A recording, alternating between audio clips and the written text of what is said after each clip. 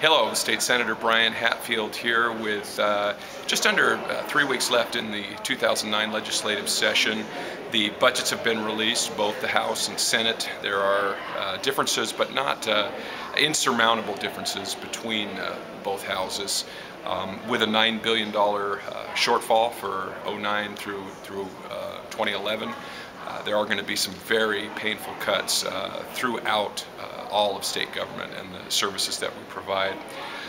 But I guess the silver lining is maybe they're not as bad as we initially thought. There will be at least $3 billion in federal funding to help us through these rough times, and hopefully the economy will be able to turn around before we start drafting a budget for the future. As I mentioned earlier in the session, we wouldn't look as fresh and as happy as we did in the opening days, and that is true.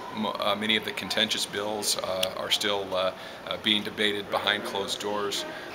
The budget, again, is going to be very difficult to find 25 votes in the Senate to pass one with so many painful cuts.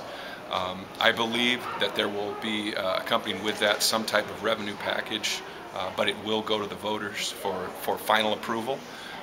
Could not predict whether the voters are going to vote yes or no on that, but I think we will have something, because there are many people from especially the urban parts of our state that support the services and actually would support additional taxes, and they expect their senators and representatives to vote for that. So we'll have a few major pieces of legislation going out at the end of session, and the voters will have the final say.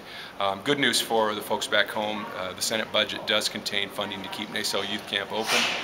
We are going to continue to fight for that until the final day, and hopefully not beyond, but possibly beyond if it does take a few days overtime to get everything finished up. But that's kind of the situation right now. You're not going to see too many happy faces. I don't think anybody is going to go home excited about the cuts we're going to have to make.